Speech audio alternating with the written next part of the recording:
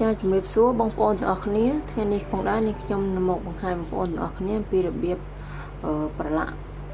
ភ្លៅមាន់ឲ្យមានរសជាតិឈ្ងុយឆ្ងាញ់ចាគ្រឿងផ្សំខ្ញុំមានភ្លៅមាន់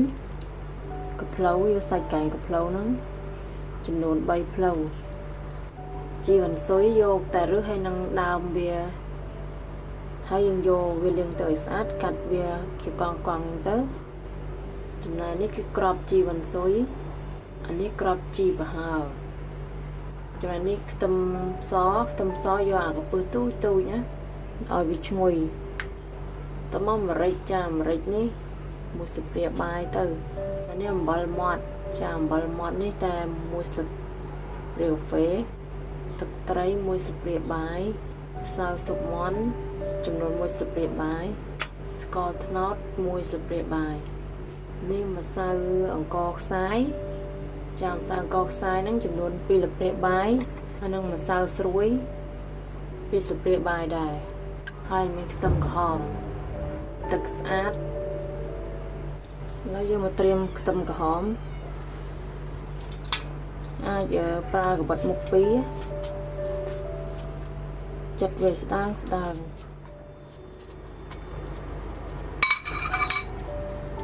ចាប់ពេលយើងហាន់ខ្ទឹមក្រហមហ្នឹងយើងអង្គាយរត់ថាសមួយមកអង្គាយវិញអញ្ចឹងហើយយើងរោយអំបិលបន្តិចណា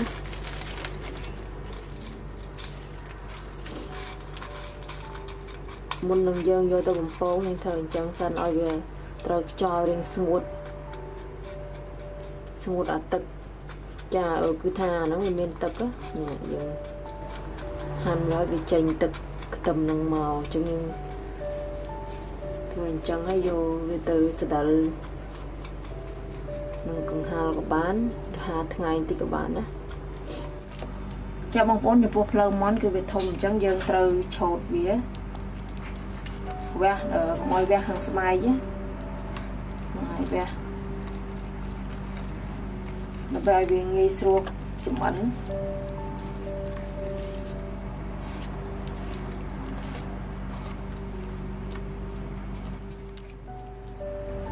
បងប្អូនយើងដាក់ខ្ទះហើយនឹងបើកភ្លើងឲ្យវារៀងក្តៅខ្ទះហើយយើងចាក់ម្រេចក្របជីប្រហើរនិងក្របជីវ៉ាន់ស៊ុយយកទៅម្លេងវា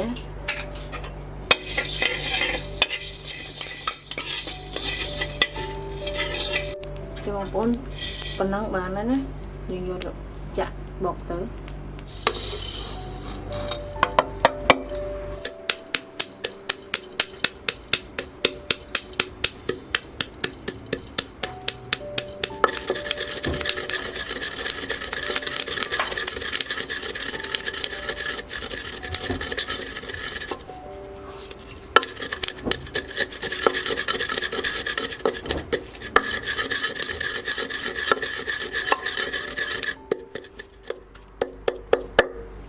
បងប្អូនឥឡូវវាមាត់ចូលគ្នាហើយចាយើងត្រៀមស្ភាចឬក៏ចានណាចានម៉ាងតូចល្មមដើម្បីយកវាមកលាយគ្រឿងទុកប្រឡាក់ចានេះរ៉ូឌីអំបិលទឹកត្រីហើយនឹងស្ករត្នោតតើមកយើងដាក់ទឹកស្អាតណា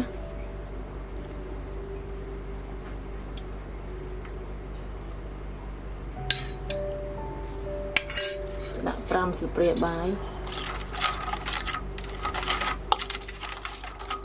នេះខ្ញុំចាប់ផ្ដើមយកមាន់មក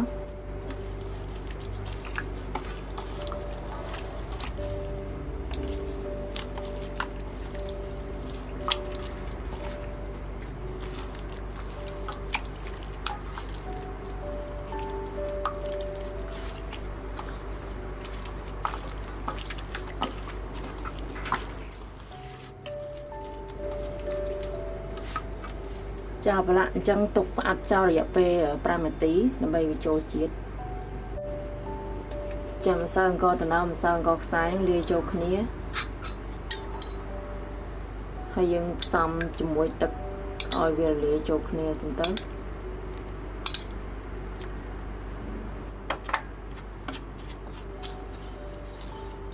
ទឹកយើងដាក់មើលទៅតាមចំណុះនៃម្សៅចានេះវាចូលគ្នាហើយណាចាំពេលមាន់គ្រប់5នាទីយើងចាក់វាច្បល់ចូលជាមួយសាច់មាន់ចាបងប្អូនមាន់យើងគ្រប់5នាទីហើយយើងចាក់ម្សៅចូល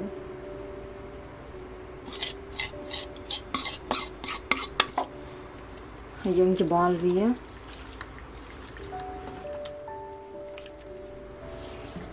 ចាច្បល់វាហើយយើងយកវាទៅផ្អាប់ទុករយៈពេល1ម៉ោងដើម្បីឲ្យវាចូលជាតិកាន់តែល្អ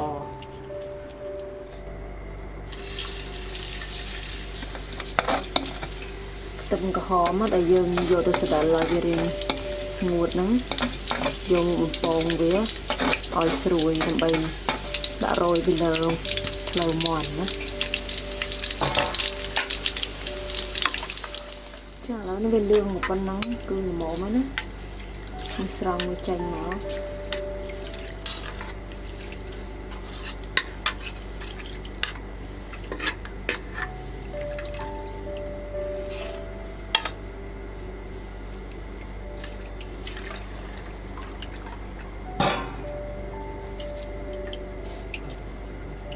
តែចំពោះ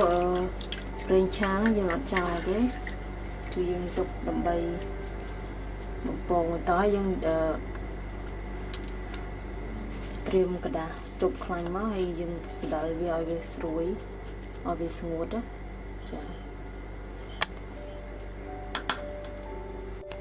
ចានេះសាច់មាន់ណាតែខ្ញុំយកទៅផ្អាប់វាទុករយៈពេល1ម៉ោងចាឥឡូវយើងច្បល់វាម្សៅទៀតហើយយើងយកវាទៅបំពង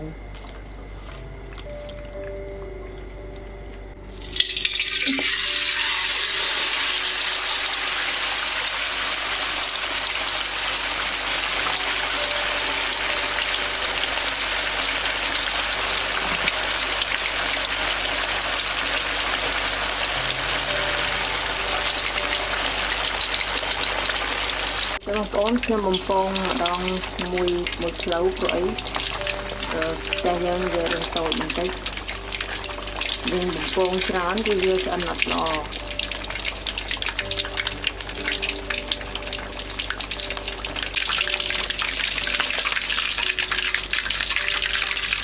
បងប្អូននេះប៉ុណ្ណឹងគឺឆ្អិនហើយព្រៀងល្មម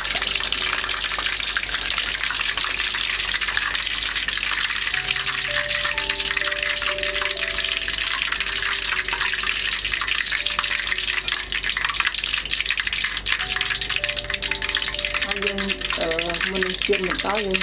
ស្រង់យកអាម្សៅដែលវាចេញពីមាន់ហ្នឹងស្រង់វាចេញម្ដងទៅហើយខ្ញុំនឹងបន្តជៀនរហូតដល់អស់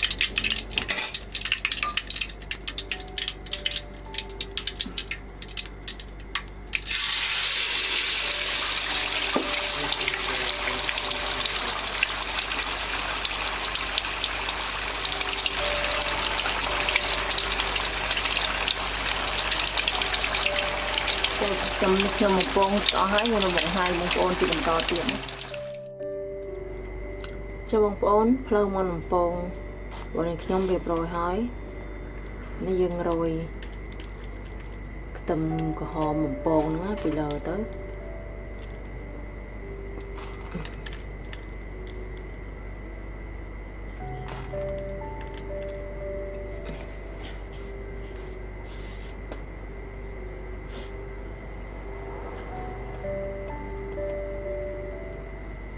ចាចំពោះផ្លូវមាន់គឺវារឿងក្រហមណាបងប្អូនព្រោះយើងត្រូវបំពងវាឲ្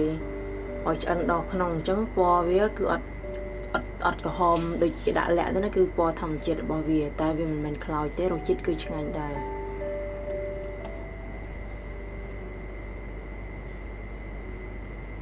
ចាក៏សូមអរគុណបងប្អូនផងដែរតាមដានទស្សនារាល់វីដេអូរបស់នាងខ្ញុំហើយបងប្អូនកុំភ្លេចចុច Subscribe ផងណាដើម្បីទទួលបាននូវវីដេអូថ្មីៗជាបន្តទៀត